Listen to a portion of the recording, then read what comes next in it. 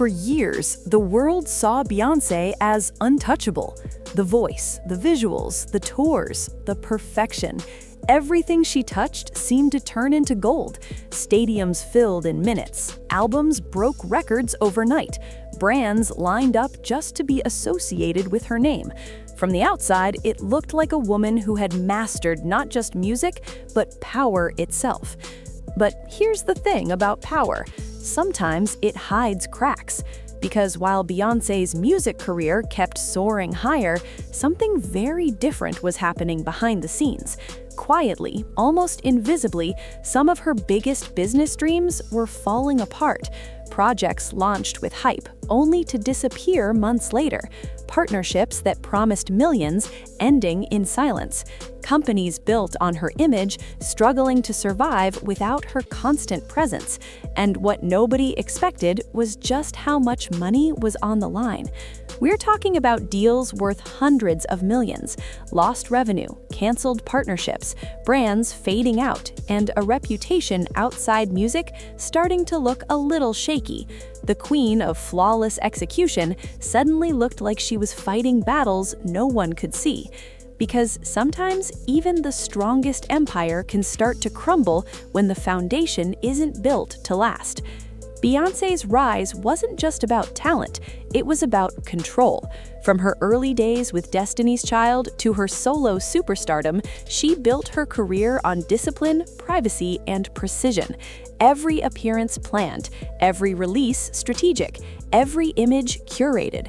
She wasn't just an artist, she was a brand before branding was even the trend. And naturally, the next step seemed obvious. If her name alone could sell out arenas, surely it could sell fashion, beauty, lifestyle, and business ventures too. One of the earliest attempts was House of Durian, the fashion line she launched with her mother. It carried family history, emotional meaning, and a powerful story behind it. The rollout had celebrity energy, retail deals, and media buzz. For a moment, it felt like it might become a long-term empire. But the excitement faded quickly. Critics questioned the designs. Customers didn't feel the connection. Sales slowed, then stalled. Eventually, the brand simply vanished from the spotlight, with barely a goodbye. It was the first sign that Beyoncé's magic in music didn't automatically transfer to business. Still, she didn't stop. Years later, she launched Ivy Park, her ambitious athletic wear line. It had the perfect ingredients: a global superstar, strong visuals, and a partnership with major retailers. The early response looked promising. Fans rushed online, social media buzzed. For a moment, it felt like she had cracked the code. But then came the twist. The partnership with Topshop ended amid controversy. Later, her high-profile collaboration with Adidas initially exploded with hype, but sales projections and reality didn't match. Expectations were massive. Revenue was supposed to soar. Instead, reports suggested the numbers fell far short. Suddenly, the brand that was meant to be a lifestyle empire started looking fragile. And the deeper problem wasn't just sales, it was connection. Fans admired Beyoncé, but they didn't necessarily see themselves in her products. She appeared regal, distant, almost mythical. That mystery built her music legacy, but in business, it created distance instead of loyalty. Meanwhile, other celebrities were doing the opposite. Rihanna showed up constantly for Fenty, demonstrating products herself.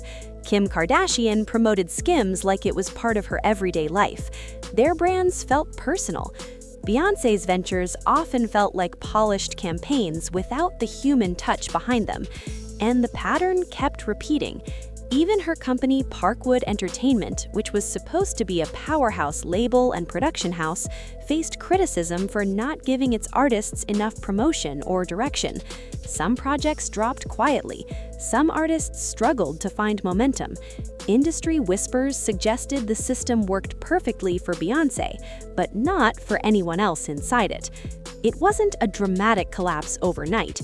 It was slower than that. Quiet, subtle, but financially huge, because each partnership, each rollout, each fading brand represented millions tied up in expectations that didn't fully materialize.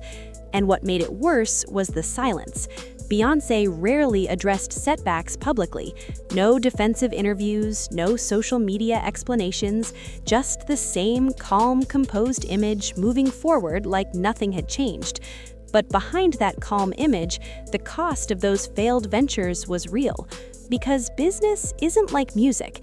A hit album can live forever. A struggling brand drains money every single day. And at one point, insiders began asking a serious question. Was Beyoncé spreading herself too thin? At the height of her career, she was juggling tours, films, music releases, brand partnerships, and corporate ventures. Every move looked strategic, but even strategic moves can backfire when the emotional energy behind them isn't there. And that's where things started to feel personal. Because Beyoncé had built her legacy on perfection, on being the woman who never missteps, the artist who always delivers, the boss who always wins. So when these business losses started stacking up, they didn't just hurt financially, they challenged the narrative she'd spent decades building. Imagine spending years crafting an image of control, only to watch parts of your empire slip away quietly behind the scenes. It's not just about money, it's about identity. For Beyoncé, business wasn't just extra income, it was part of her vision of independence, owning her work, building generational wealth, creating something beyond music that could last for decades. So when ventures stalled, partnerships ended, and brands struggled, it wasn't just a corporate issue, it was personal. There's a different kind of heartbreak in watching something you believed in slowly fade out, and the emotional toll likely ran deeper than anyone outside could see. Because fame doesn't protect you from disappointment, it just hides it better. Even as headlines still celebrated her tours and albums, the business side of her empire was learning hard lessons about authenticity, presence, and connection. Lessons that don't come with applause or awards. But here's the thing about Beyoncé. She's never been someone who stays down. Every phase of her career has involved reinvention, from girl group member to solo icon, from performer to producer, from artist to entrepreneur. She's always adapted when the world shifted. And maybe that's the real story here. Not that she lost money, not that some ventures didn't work, but that even someone seen as unstoppable still has to learn, adjust, and rebuild. Because success isn't about never failing, it's about what you do after the fall. And if history tells us anything, it's that Beyoncé doesn't disappear when things go wrong.